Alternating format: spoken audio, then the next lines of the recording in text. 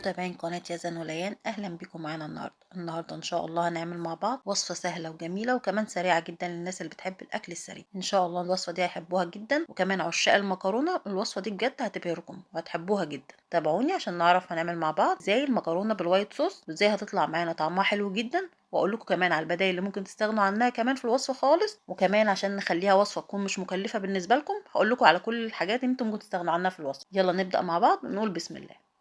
هنبتدي نحضر معانا صدور الدجاج، وممكن كمان نستغنى عنها خالص لو مش متاح عند حضراتكم. مكرونه بالصوص هتبقى جامده معانا جدا، او متاح عند حضراتكم اي نوع تاني، سجق او كفته او هوت دوج، اي نوع موجود عند حضراتكم ممكن نعمل بالوصفه دي وهتطلع معانا حلوه جدا. فانا هنا مستخدمه في وصفتنا صدور الدجاج، وبنقطعها باي شكل احنا حابينه. ممكن نقطعها لشرايح رفيعه جدا او قطع زي ما انا مقطعه قدام حضراتكم النهارده. وفي نفس الوقت تبقى مقطع الفراخ بنكون معلقين على الميه اللي هنسلق فيها المكرونه. ممكن نستخدم اي شكل مكرونه حضراتكم حابين تستخدموه في وصفتنا النهارده، هتطلع معاكم ان شاء الله حلوه جدا. هنديها حوالي نص سوا، وهنبتدي نجهز احنا هنا صينيه على النار.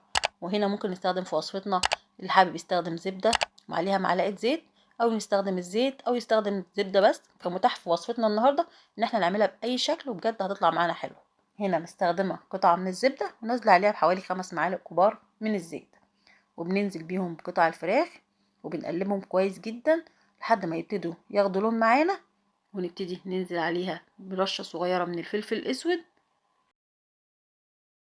وننزل عليها بنص معلقه صغيره من بهارات الفراخ، ونقلبهم كويس لحد ما الفراخ عندنا تبتدي نحس انها قربت تستوي واخده لون حلو معانا.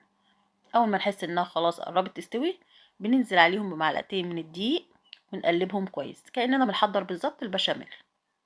اول ما نحس ان الدقيق عندنا ابتدى يتحمر وابتدى يتطعم بالزبده معانا بننزل عليهم بالمشروم. وهنا ممكن نستغنى خالص عن المشروم، وانا هنا كمان مستخدمه مشروم مش فريش، فلو متاح عند حضراتكم كمان مشروم فريش بجد هيديكوا طعمه احلى كمان.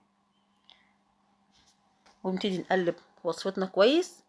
وزي ما قلت لحضراتكم كمان اللي مش حابب يستخدمه خالص في الوصفه مش هيأثر معانا خالص في الطعم، لان المكرونه كمان بالصوص الابيض لوحدها جميله جدا. زي ما قلت لحضراتكم ممكن ما نحتاجش اي اضافات معاها، ولا فراخ ولا مشروم ولا اي حاجه. المكرونه ممكن نعمل جنبها اي حاجه تانية حضراتكم بتحبوا، بس هي الوصفه هنا متكامله بجد هتطلع معاكم حلوه جدا، مش هتحتاج اي حاجه. بعد كده اول ما نحس ان الدقيق ابتدى يتحمر معانا بننزل عليه بكوبايه كبيره من اللبن. وهنا احنا مقسمين اللبن على جزئين عشان نبتدي نحدد الصوص اللي احنا هنحتاجه معانا يكون تقيل ولا خفيف. فبننزل باللبن على مرحلتين ونقلب كويس لحد ما الخليط يبتدي يتقل معانا.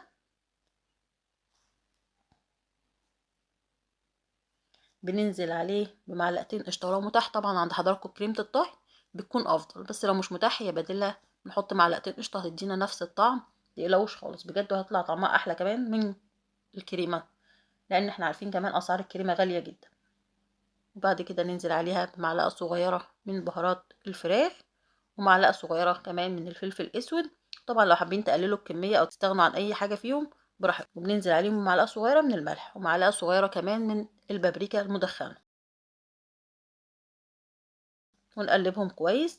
ان شاء الله لو عجبتكم وصفتنا ما تنسوش تدعمونا بلايك وشير واشتراك في القناه.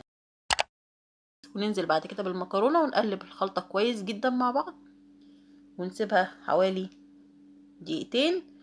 وبعد كده احنا بنحدد الصوص اللي احنا عايزينه، بننزل بكميه اللبن التاني لحد ما نشوف كميه الصوص تقيله ولا خفيفه معانا، لحد ما الصوص يظبط مع حضراتكم وتحسوا ان انتوا عايزينه بالشكل ده. بس هنا احنا مش بنستخدم ميكونش الصوص كتير قوي، بس زي ما حضراتكم شايفين كده بنستخدم حوالي كمان كوبايه لبن. لو قلت لحضراتكم لو حابين الصوص يكون اكتر بنستخدم كميه لبن تكون اكتر من كده. وهنا كمان انا مش ما كانش عندي كميه جبن كتير، فحطيت لها طعم الجبن بجد طعمها حلو جدا. ممكن نستغنى كمان فيها عن الجبن خالص لو مش متاح عند حضراتكم. بجد طعم الجبنه بيدي طعم حلو جدا للوصفه، وجد هيعجبكم كمان عن استخدام الجبنه. فزي ما قلت لحضراتكم لو متاح عند حضراتكم الجبنه او طعم الجبنه اي حاجه من الاتنين هتدينا طعم حلو.